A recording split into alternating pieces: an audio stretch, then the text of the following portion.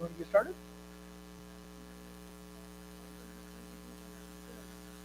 Excellent.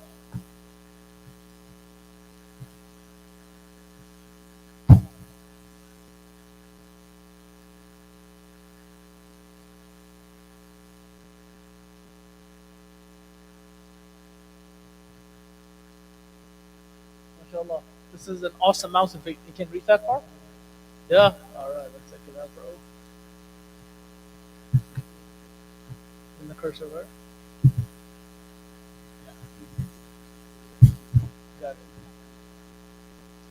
Awesome. I love it. Okay. Got it. That's all good. It looks great. Are you live streaming? أعوذ بالله من الشيطان الرجيم بسم الله الرحمن الرحيم الحمد لله رب العالمين والصلاة والسلام على أشرف الأنبياء والمرسلين أما بعد السلام عليكم ورحمة الله وبركاته. MashaAllah, thank you all for sticking with us as we got our program set up tonight. Inshallah, tonight we have an extremely important topic to talk about, and that is the crisis within student debt. The debt and the loans that all of us in our community are really forced to take on in order to afford college and afford higher education. One of the things we have to realize is, well, let's see if I can actually do it backwards. Hold on. Going down and then left. That'll work. No. Nope. Nope. Let me see if I can.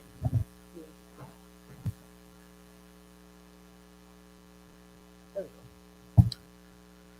The student debt crisis is a major crisis that's impacting all families here in the United States.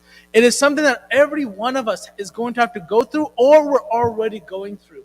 The student debt crisis is at $1.7 trillion with the T. That is the largest debt held in the United States. It's harder than credit card debt, it's harder than car loans. It's the highest debt that we have. The only debt that's higher is home loan debt.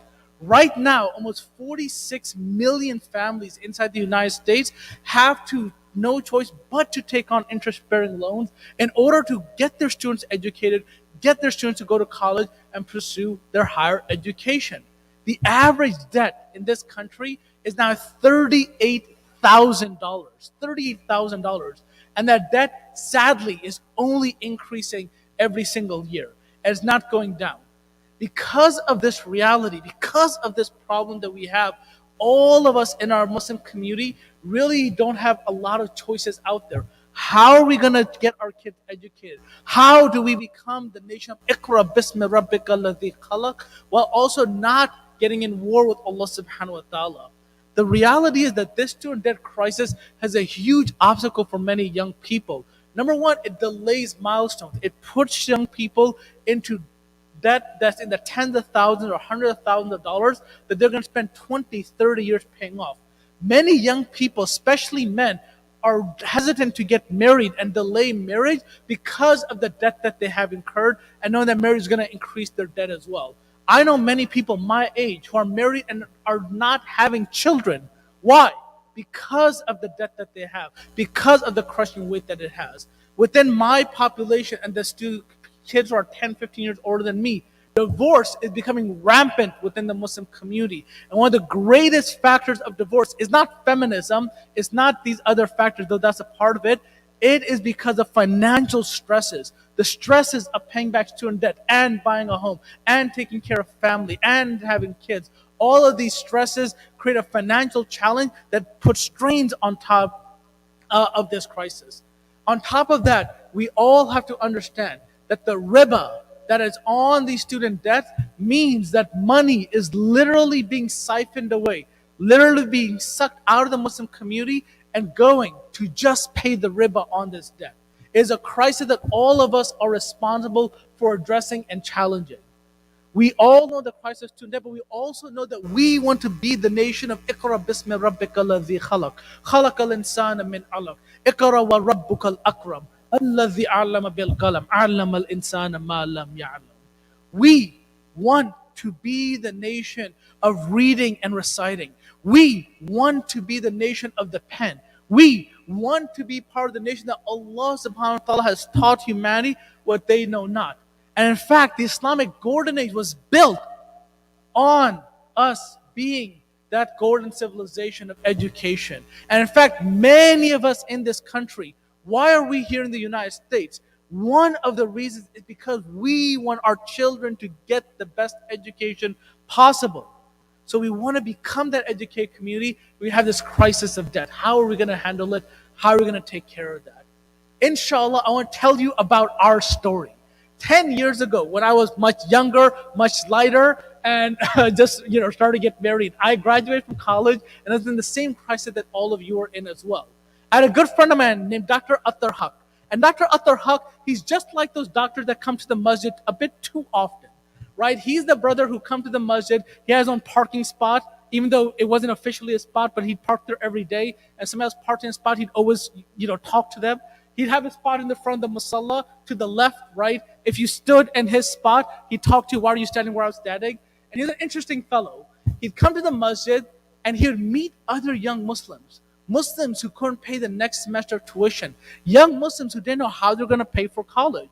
And he, mashallah, tabarakallah, was blessed that his whole family, mashallah, are doctors. His father's a doctor, his mother's a doctor. In fact, his brother, sister, even his pets, his cat, goldfish, all of them are physicians, mashallah, tabarakallah.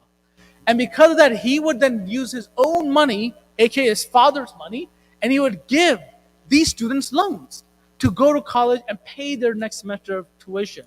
And of course, he was kind of crazy. He would actually call them every month, be like, "Ya akhi, where's my money, bro? Where's my money, man? Where's it?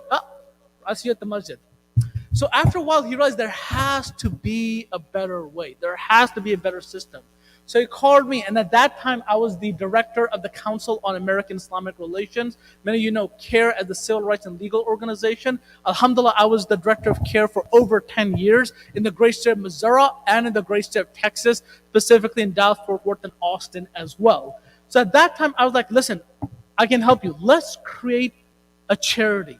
Let's create a continuous charity, Sadaqah Jariyah, a charity that does something so simple, which is we go into the Muslim community, we raise money and pool our monies together, we loan it to students, and we make sure that those students pay it back. 10 years ago, alhamdulillah, we launched this charity, very, very humble origin. We raised about $60,000 and helped about 4 or 5 people. I remember when I would travel around the country and talk to people about this new concept, Muslims in our community would laugh at us. They say, "Ya akhi, are you cuckoo? What's $60,000 going to do? My son, my daughter has a loan of over $60,000. You're wasting your time and you're wasting your effort." But what these people didn't understand is when you do things to revitalize the prophetic tradition, when you do those actions in order to bring a new relief for the Muslim community, then Allah subhanahu wa ta'ala will put barakah and blessing in it. Now, alhamdulillah, 10 years later, we have been able to make a major impact. From that $60,000, we've now been able to loan over $6.4 million in interest-free student loans. And these numbers are outdated because we just did our recent loan cycle. So we've been able to loan over $6 million. We've been able to help over 500 Muslim students in their graduate school, medical school, law school, engineering, whatever it is. We've been able to help over 500 students pursue their dreams of getting their higher education. We've been able to get out of the money we've loaned out almost about $2.6 million repaid to us, meaning that we make sure that the loans are paid back, and about $2.6 million have been repaid. This last number, though, I want all of us to memorize it right here, right in the frontal cortex of your brain. Never forget it. We have been able to save the Muslim community over $3.4 million that we would have just paid in riba, in interest. The reality is, the reason interest, one of the many wisdoms of why interest is haram, is because it creates free people and turns them into slaves. The reality is the Muslim community is not poor. We do not have issues building masajids. The reality is that you and you and you and all of us here collectively are paying literally tens of millions of dollars a year in the interest for the loan that we have to take out. And that is something that we want to free the community from by introducing this new concept. Of course, as I mentioned myself, my name is Faizan Syed. I'm the co-founder of A Continuous Charity Foundation. I was also the executive director of CARE for over a decade. I'm a serial entrepreneur for good. I create multiple Muslim organizations.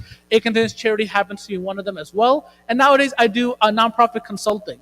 Basically, I go into the Muslim community and be like, brother, you are doing this wrong.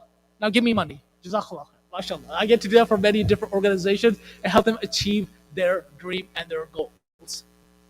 At A Continuous Charity, our mission and vision is really quite simple.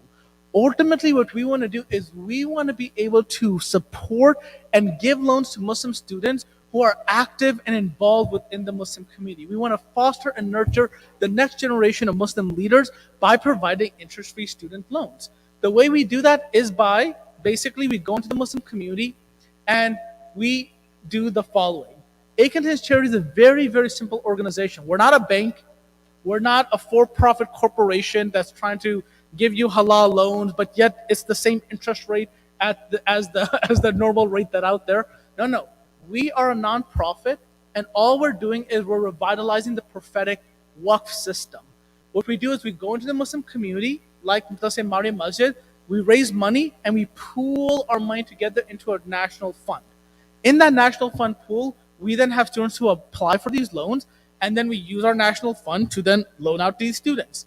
If a student applies for a loan and they don't get it, it's not because we don't like them or they're not qualified. Simply we just ran out of money, right? The student loan debt is very high. We get into legally binding contracts with these students. I work with CARE, so I know a lot about the law and make sure that we do things legality. And as these students pay back their loans, we put that money back into our educational fund. We recycle that money and we loan it again and again and again, thus becoming a sadaqah jariyah, a continuous charity. It's a very simple concept and something that we're very proud of where we've gotten. And inshallah, over the next several years, we hope to dramatically grow this fund now that we've done proof of concept.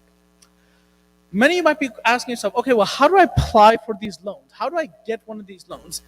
Number one, what you don't do is, this is not Pakistan, this is not the Middle East, this is America, so we run like a Muslim American charity. You cannot talk to me, I can't help you out. Don't talk to me after this call. All you do is you visit our website, acontinuouscharity.org, and from January the 1st till March the 31st, we have our application cycle open. You go to our website, apply online, and then you will be, inshallah, awarded a loan. Well, what criteria do we look at? Well, we look at 5 specific criteria. The first criteria is your need. Are you in financial need of these loans? Or is your mother a doctor, a father's a doctor, brother, sister, and your cat and goldfish are all physicians? If that's the case, maybe you need the loan, but inshallah you can find other ways. We want to make sure, are you in financial need of these loans? Number one. Number two, how well are you doing in your school? Your merit. Are you doing well in school? Are you getting good grades? If yes, then mashallah, tabarakallah, you move on. If you're doing poorly in school, then you need to bring up your grades and do a little better before you'll get one of our loans. The next 2 criteria are very unique for A Continuous Charity. We look at your Islamic scholarship.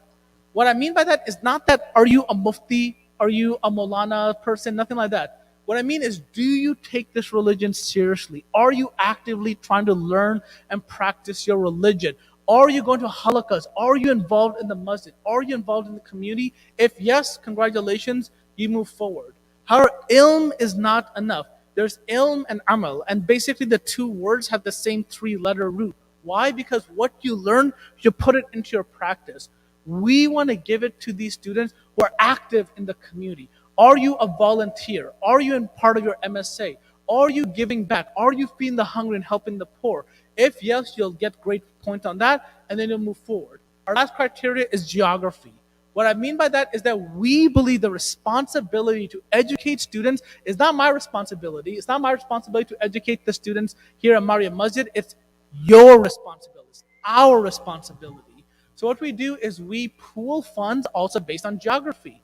If we come into the Houston area and we raise $100,000, I believe that those funds should go to students in the Houston area.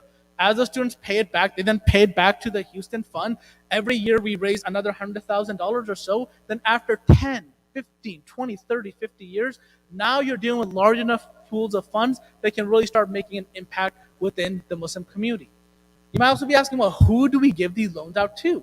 Well, we give it to everybody who's basically in college. We give it to undergraduate students, starting college in your first 4 years. We give it to graduate students, master level students. We also give it to PhD students. We'll also give it to medical students and other professional students as well. The last category is very important, that we also refinance loans. Me and my good brother here, who mashallah tabarakallah has 4 children, all of them were able to get their dad to be on their loans application. We can also do refinance as well. What that means is that we'll help you first consolidate your loans, inshallah, so that you're not paying 50 different loans at one time. And then we'll try to pay off part of it or all of it at once, so that way you're able to get out of that debt sooner, inshallah. Ultimately, our goal is to provide it to all the different students, all the different categories of people. Beyond that, though, ultimately what we're trying to do with A Continuous Charity is we're trying to change the concept within the Muslim community. Right now, the capitalist system, the shaitan, and our modern day world wants you and you and you and you, all of us, to be like, how am I going to get my children educated? And guess what? You'll never be able to do that without taking on interest-bearing loans for the majority of our community. That's just fact of life. However, if we switch that way of thinking from me to how are we going to get our kids educated, now you're making a true transformational change. If we're able to pool our resources together, provide these loans. Yes, for the first few years, we can't help everybody. It's impossible because the debt crisis is so high. It didn't happen in 1 year. It's not going to be fixed in 1 year. But if you start this process today, every year you build your pool of funds. Within 5, 10, 15, 20, 30 years, now you're able to provide these loans for everybody. We are the progeny, or the people who've descended the heritage of Ibrahim alayhi salam. Ibrahim alayhi salam was told by Allah subhanahu wa ta'ala to build the Kaaba basically in the middle of nowhere, in the middle of the desert. And Allah told Ibrahim, invite humanity to his house in basically the middle of the desert.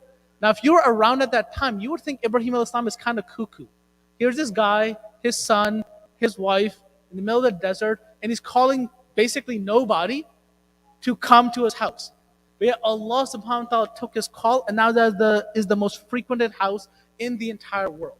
Today, we want to do the same thing. We are starting this project today. We have proof of concept. We've been able to loan over $6 million to over 500 students. Now we're going to catapult and try to get to $100 million in the next 10 to 15 years. If we're able to get to a pool of $100 million, that is when we're going to start seeing dramatic changes. That cannot happen by Uncle Faizan. It can't happen by Mariam Masjid or ISGH or any other center. It can only happen when every Islamic center, every Islamic school, every community starts thinking about each other, pooling our resources together, and making that happen, inshallah. Today, though, I wanted to give you guys some practical advice, especially for those of you who are in high school about to go to college. We're going to do 2 specific presentations, and then I'm going to be done. I know we started late. What time is Isha? 9:30, mashallah, tabarakallah. You guys pray very early. Here, then I'm joking. You guys pray when it's time to pray, inshallah. 9:45, Allahu Akbar. See, Allah, 15 minutes He just gave us, mashallah. I want all of you guys, if you can, take out your cell phones for a little bit. I know many of you are going to take photos of these slides, and you're going to ask me for the slides, and blah, blah, blah. You're going to drive me crazy. Take out your cell phones, scan this QR code, just give us your name, email, I think ask for telephone number. I will email all of you our PowerPoint slides. When I email you, you'll also have my contact. So then when it's time for application, you're going to, Brother Faizan, I need you to hook me up. I'll tell you to apply all that as well. But just take out your phones, everybody. Just scan this QR code. We'll email you the slides. We'll email you a copy of this recording as well. Share it with your friends. Share it on your WhatsApp groups. Share it with your friends and your enemies as well. Inshallah, everybody can have these slides, and this will be beneficial for everyone. Because of the time, I'm going to jump in and get started. A lot of information to cover, and inshallah, you'll find it all to be helpful and practical information as well. Before we jump into college admission, how do you get into the best colleges, the best universities? I would just want to clarify and go over some misconceptions that exist. I'm going to go over 5 basic misconceptions that exist that we want to come together as a community and really not have these same problems as well. Number 1, misconception that's out there is that there are many other tracks out there other than the traditional 4-year university program. mean that not everybody in our community can become a doctor, engineer, or a lawyer. Some people, they need a different track. And for those people, I think we have to get rid of the stigma that exists within our community. There are many opportunities out there, such as vocational schools, such as trade schools that are out there, that you can learn a skill and a profession. And that skill and profession, you can do it your entire life. Many plumbers and electricians make a lot more than other careers that are out there. They definitely make a lot more than I do. So these are other opportunities. If schooling is not your thing, if your son or daughter is just not doing that well in school, consider these other vocational opportunities. Consider getting certificates. It can really help them get a career that is in demand, but also something that they don't have to spend tens of thousands, hundreds of thousands of dollars of getting. Number two, common misconception. Most colleges are not difficult to get into. Most colleges are not that difficult to get into. What's difficult is getting scholarships. What's difficult is getting higher financial aid. But most of the programs that you want to get into, they're not that hard to get into. Only in the most elite universities or the most elite programs, you really have to be very competitive. But for most other universities, it's not that hard. The reason I tell this to everybody is that don't worry about trying to get into sometimes the best university. Rather think about the package that you're going to get, the career that you're going to study or the degree you're going to get, and the cost of that. And we'll talk more about that in a little bit. Number three, what is a quote unquote good program or a good university? Many young people, especially, they are constantly bombarded like, oh, I'm going to this university because it's a quote unquote good university. What makes it a good university? Your friends, your buddies, somebody telling you that? For me specifically, what makes a good university or a good program is a variety of factors. Obviously, prestige is one of them, but two factors I want all young people and families to consider is the program that you're going into skipping something, or is it allowing you to progress more quickly in the field? Let me give you an example. The University of Missouri, Kansas City has a 6-year medical program, a 6-year medical program. What I mean by that is how many of you want your kids to become doctors? If you don't raise your hand, that means you're not Muslim. Okay, mashallah, I'm joking. If you want your child to become a doctor, typically it's a 4-year program. Then you have to apply for medical school and you take the MCAT. Then you have to do a bunch of other stuff. It drives people crazy and most people don't make it. The University of Missouri, Kansas City has a 6-year medical program. What that means is there's no summer vacation, no holidays, but within 6 years, you go in that program, and then afterwards, you can basically start residency. You're done with medical school. That medical school is built within the program. In addition, you do not have to take the MCAT, which is a burdensome test that many students just simply don't pass, and you don't have to apply for medical schools as well. When I went to school, I went to Drake University, and at Drake University, they have a law program. If you go to Drake University in undergraduate, you are automatically accepted into the law program. You do not have to take the LSAT. You do not have to apply for other law programs. That's what I mean by a good program, a program that allows you to skip ahead or go quickly within it. That's what you want to start looking for. And if any of you have questions and specifics, I'm more than happy to share with you a lot of quote unquote good programs that are out there that accelerate people, whether it's engineering, IT work, whatever it is. There's a lot of amazing programs out there. Number four, employers today are looking more and more for experience. Even if you're not the best student in the world, but in college you're taking internships, you're getting job experience. That is what many employers are looking for. So don't just always focus on getting good grades, though that's an important part of it. Also look for the other component. Last but not least, the vast majority of young people do not know what they want to do when they go to college. In fact, there's a study done recently that says 75% of young people have no idea what they want to do. And of course, if your parents are like my parents, mashallah, Pakka Pakistani. That's Pakistani as Pakistani get. You come to my house, you have left America, you are now in Pakistan. It smells like Pakistan. Everybody's speaking Urdu. The news is about Pakistan TV, Imran Khan and him getting arrested, right? And every time I come to my parents, they're like, "Arey beta, talk to your family in Pakistan." I'm like, kaisa ho yaar? Tik tak, mashallah. That's what it is, right?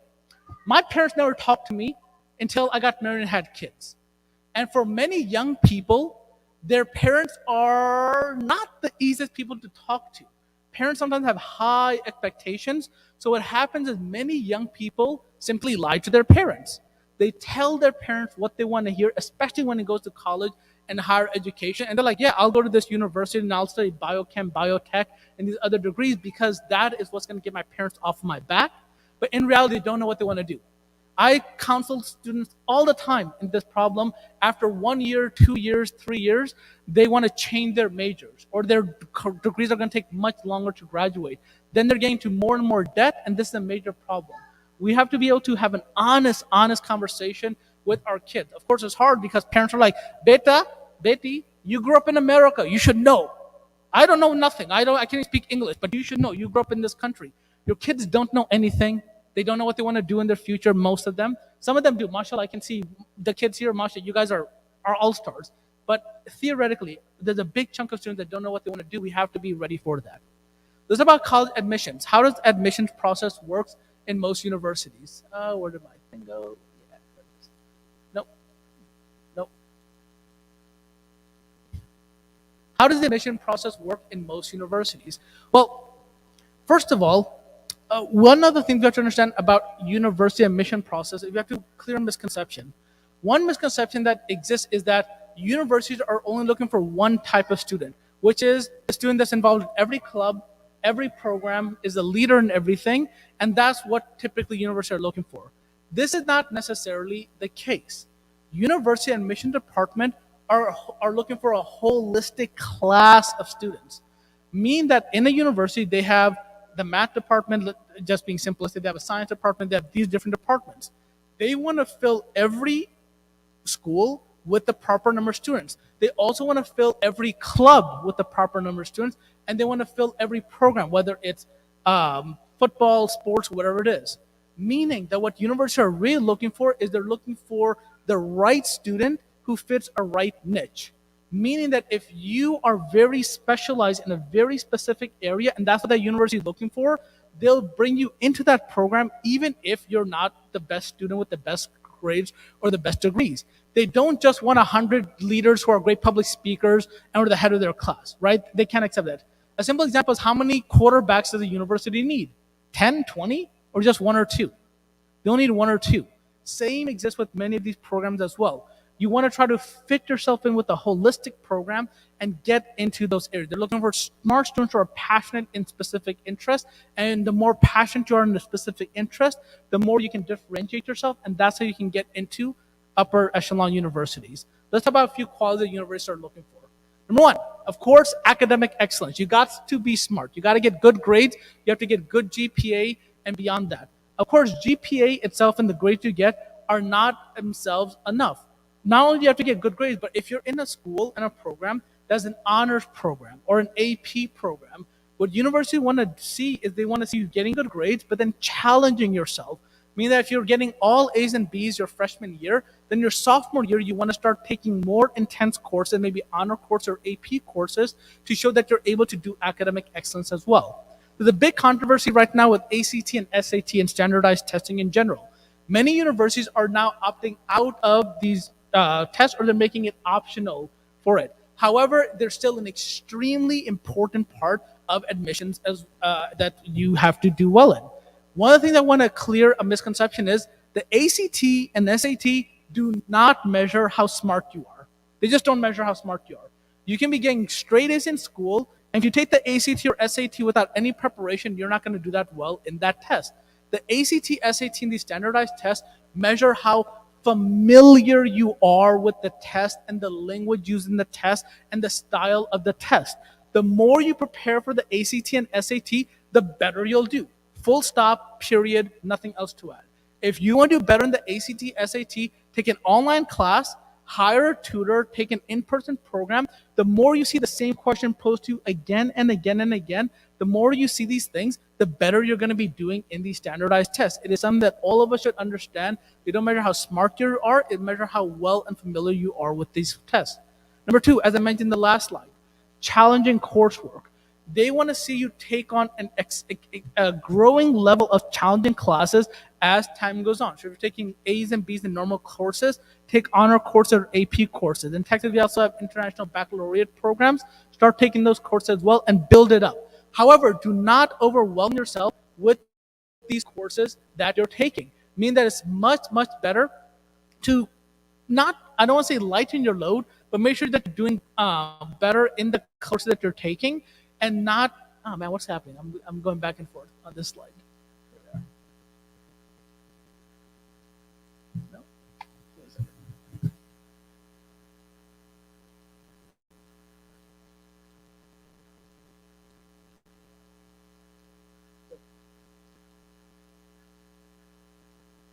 Let's leave it there for now. So what they're hoping is that you're going to take an increasing difficult level of course as time goes on. Extracurricular involvement. So what universities are looking for, they're looking for well-rounded students who are active and they go deeper in the interest that they have. So if your son or daughter is interested in sports or in specific clubs or in community service and volunteerism or leadership or research, whatever it is, what universities don't want, they don't want you to do everything because then you're obviously like padding your record. Rather, what they want to see is they want to see you choose from the interest that you have and go deeper within these interests, especially as time goes on. Again, if you're trying to build a holistic class of students, you want to get maybe the best person who's in a specific niche interest that they're pursuing. That is what universities are really looking for, and that's where you want to move further as time goes on. In addition to that, they're also looking at essays and personal statements. An essay and a personal statement is an essay that you write when you're being accepted into a university. There's a way to write a strong essay, and I can give a whole course about this, but in general, a way to write a strong essay is to write about who you are and what your interests are and why you want to go to that specific university and study what you want to study. Don't write a generic, broad, I want to go to this university because of blah, blah, blah. Rather, make it personal for yourself as well. The more personalized you're able to make it, the better you'll be. For example, when I went to Drake University, my father, he's not a wealthy person. He does construction work for a living. Ever since I was 8 years old, I was, mashallah, tabarakallah, given an extended, unpaid internship with my dad to help him do construction work on people's homes. In my college application, I put that. I put my father the first generation immigrant. I didn't have time to do a lot of clubs because I was helping him work and making money for our family. That made a big impact in my college resume and application because that filled a niche within that area. What you should do is really try to be as personal as possible. What makes you you? What is your unique story? And how is that unique story going to be benefited by going to the university you want to go into? The more you're able to do that, the better your personal essay is going to be and the more impactful you're going to make. Number 5, letters of recommendation. This is important. Letters of recommendation, your teacher and your counselor in school are going to write you letters of recommendation, no problem. However, that is not good enough. Rather, what you want to do is you want to try to pursue letters of recommendation outside of your English teacher and your high school counselor. If you want to go into medicine, or you want to go into law, or you want to go into IT work, or you want to go into whatever you want to go into, start recruiting, start actively pursuing people who are in those fields and get their letters of recommendation. What I mean by that is volunteer, job shadow, get to know these people. If you want to go into medical school, and there's Uncle Dr. Saab, who's been a doctor for 55 years, who has 30 clinics, and God knows what else his background is, and he writes you a letter of recommendation, it's going to make a huge impact versus just your high school teacher. However, Uncle Saab's not going to write you a letter unless you know Uncle Saab. And the way you're going to know Uncle Saab is you have to be involved in that person's life. Volunteer, put your time and energy, effort, and pursue letters of recommendations. Number 6, standardized tests. I already talked about this earlier, so I'm not going to belabor the point. You being smart, you're not going to do well on standardized tests. You practicing standardized tests through a regimented program is going to make you do better, full stop, period, no way around it. Take your time, sign up for a program, and you will do better in that as well. Moving on, 7, demonstrating passion and special talents. Again, if you're trying to create a holistic class and you have one person who is talented in this one specific area, you might get in that program. For example, there are universities, believe it or not, this is crazy, that now have esports, electronic sport, video gaming. Literally, there are universities that now have departments that teach you about electronic sports. So they have students that come in and play video games. Can you believe that craziness? That's the world we live in. But if you're a student and you're great at video games and you apply for that university and they have the esports program, guess what? You're going to get in. And if they don't have enough students, you're going to get a scholarship for that as well. The niche is where it's important. Find out what your interests are and dive deeper in those niches as much as you can. Number 8, diversity and inclusion. Alhamdulillah, because we're Muslim, because many of us are first or second generation immigrants, we have stories to tell. Universities, even after the Supreme Court decision, want to fill those stories with people who are like us. Make sure that you pursue that and you're able to be part of that as well. I'm sorry, I clicked one slide forward. Number 9, the interview process. The most elite programs and the most elite universities are going to have you do an interview. No way around it. Why? Because the student can look great on paper, but they're socially awkward, they're very weird, and they're kind of, just like that odd high school way of talking and doing things. The way university get around that is that they will have the students come to the university and do a one-on-one interview. Your parents are not allowed, nobody else allowed. Your child will have to sit in front of the university. They'll be interviewed one-on-one. That child can do better at these interviews if they practice, if they go into a program where they actually sit down with somebody and they have to talk about themselves, talk about their interests, talk about why they specifically want to go to that university, and how they're going to use their education to make an impact in the world beyond. Let's talk about planning by year. Planning by year. So let's say you're a freshman. What do you want to do every year in order to be ready for a college? Freshman year, you want to focus on academics. You want to focus on academics, getting good grades, and this is the year you want to explore a lot of extracurricular activities. Get involved in clubs, get involved in after-school programs, whatever you have to do. Get involved in these different programs, and that is what you want to focus on your freshman year.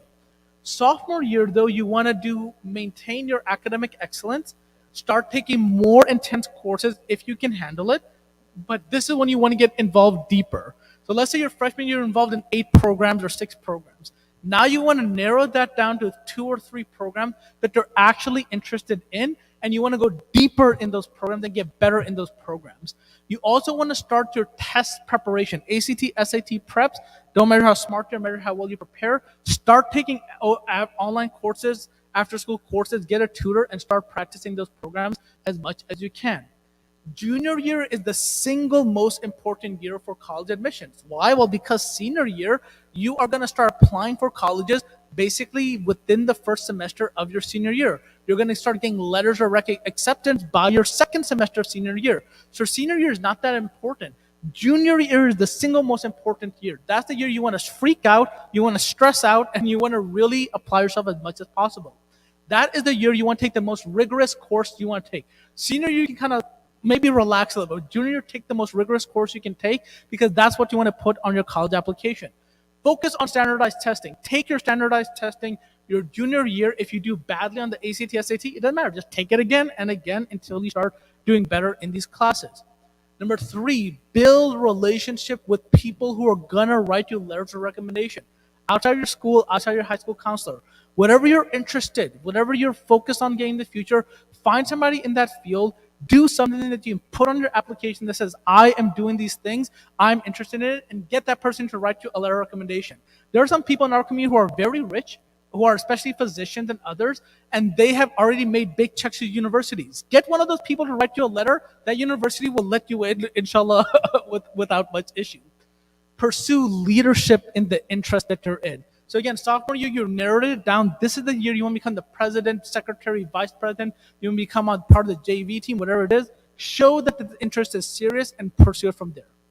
Summer before your senior year, that's when you want to develop your college list. That's when you want to develop what university you want to go to, develop that list. Do some volunteering and interning as well, get some of that experience, and prepare yourself for your application essays. Application essays are what? Not something that, what do you think the university is looking for? No. Be personal. What is your story? What are your interests? Why do you want to go to that school? And what do you hope to accomplish in that school? That is what a good application essay is like, and that is one that you want to pursue as much as possible. Your senior year, this is when you can kind of relax. Number 1, finalize your coursework. Make sure you actually are going to graduate on time or graduate early if you can. Number 2, complete your college applications your senior year as much as possible. Number 3, apply for scholarships and financial aid as you're doing. Apply for scholarships and your financial aid. Prepare for interviews, especially for elite programs. You are going to be interviewed. Prepare for those interviews. And then this is the hardest part. Parents and students, we have to have a brave enough conversation with our kids to understand what is it that we can honestly afford and what is it that the students can actually pursue. Many young people want to just tell their parents what they want to hear, and many parents are happy to just let their kids do what they're doing because, again, their kids grew up in America and they should know better because we don't know anything. You need to have an honest, serious conversation with your kids. What can I afford? What is the debt that you're about to take on? What is the program that you want to pursue? Is that something that's marketable? Is that something that's going to really help you, and have that honest, serious conversation with your kids. Many people don't do it. It's very difficult. I know, for example, my family, the only time my parents would talk to me, if my dad came to me like, son, I want to talk to you when I was in high school, I'd be like, "Are kya ho gaya? What happened? Somebody died? What happened? What's going on? Somebody passed away? What's happening?" Right? Be very awkward. But you need to have that conversation with your kids, have an honest adult conversation, and treat them like adults, because at the end of the day, they are adults, and the decision they're going to make now is going to impact them and you for not a few years, but for decades afterwards. So have that conversation and be ready for that at that time. And of course, get ready for your interview process as well. Oh, planning by years. There we are. So this is something, I'm going backwards, aren't I? There we are. So this is something that I think because of time, we're not gonna skip over this. Let's check it out. So this is something, if you guys want to take out your phones, I want you to scan this QR code. This QR code is basically called a calculator that measures debt, like student debt, right? So it's called a student asset calculator. Any of you who have kids, any of you who have teenagers, everybody should be on this thing and be able to understand their debt. The way RIBA works and the way student debt works is that students don't know what $10,000 is. They don't know what $20,000 is. They have no clue at all what these numbers mean. And you have to be able to educate them on what these numbers mean and what interest means specifically. So I'm going to go ahead and open up the student asset calculator.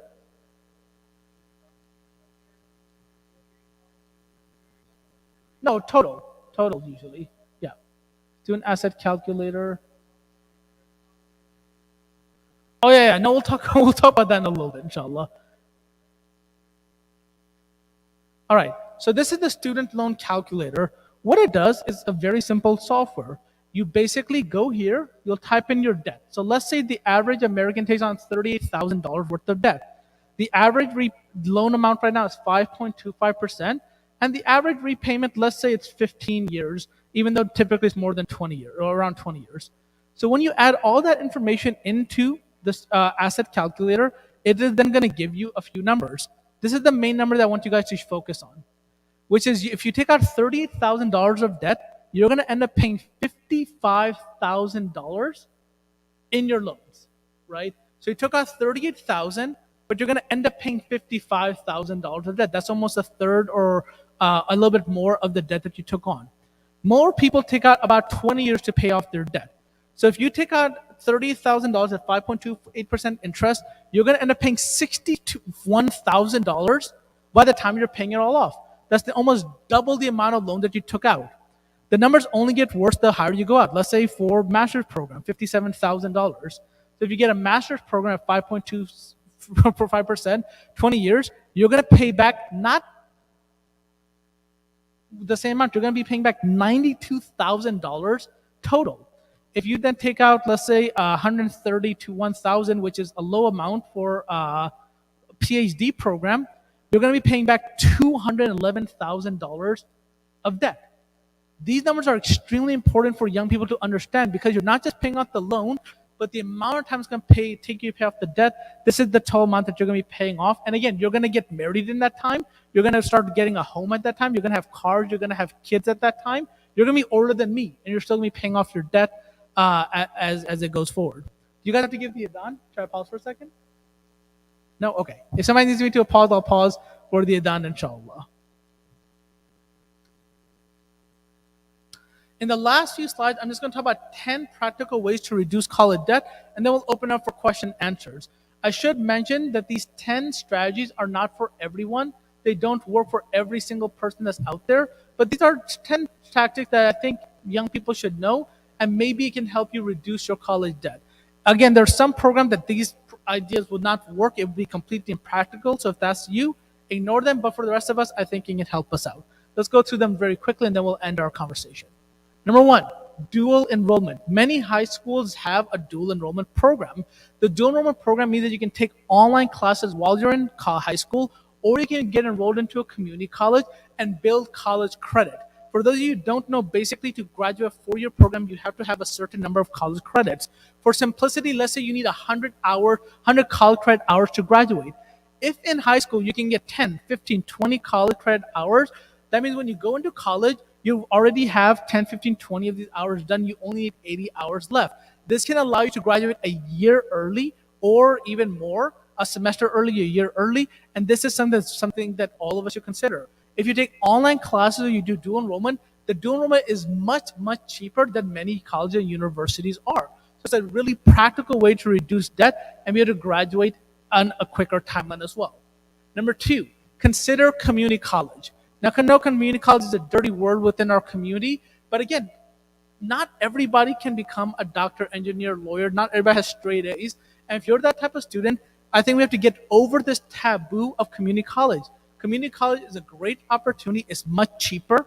It also, many community colleges have connections with typical four-year universities, meaning that if you're in a community college, you can speak to that department and figure out what credits you take at that community college will transfer to your four-year program.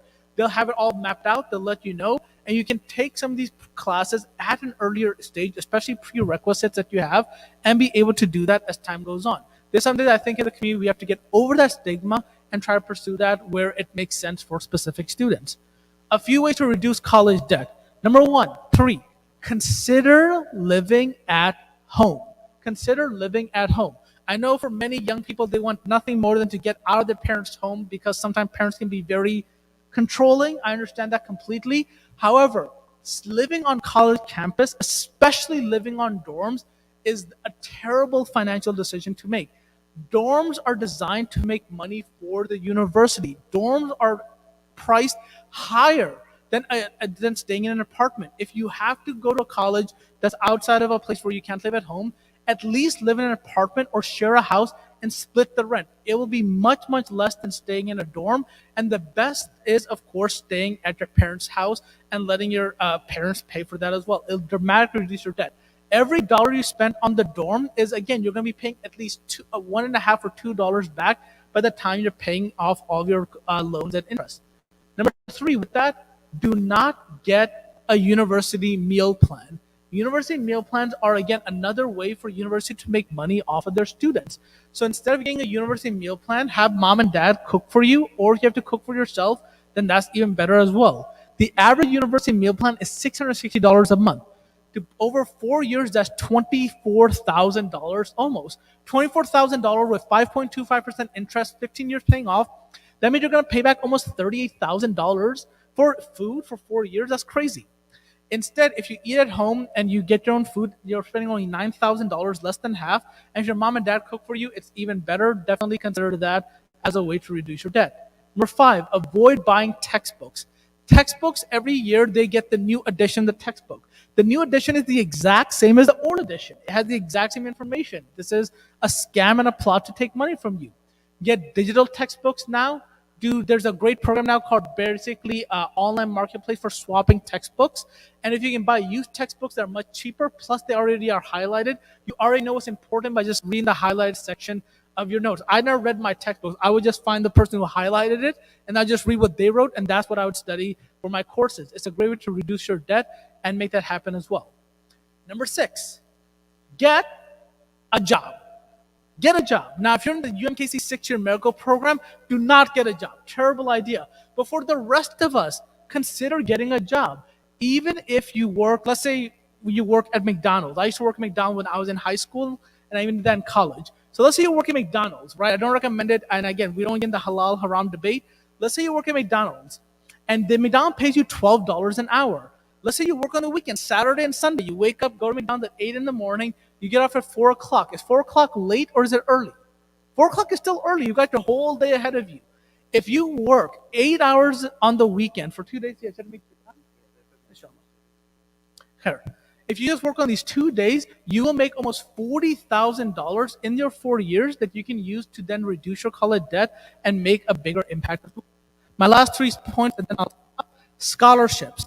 There are many scholarships that are out there. Most scholarships never get applied for, believe it or not. And in fact, this is a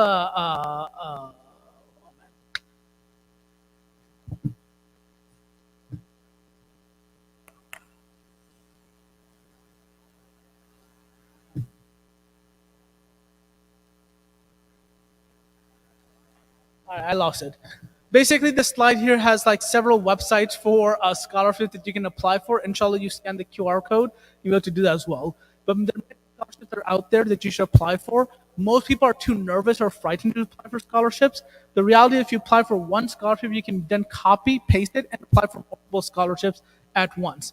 Number 8, graduate early or on time, at least, but try to graduate early if you're able to. Try to maximize your credit hours.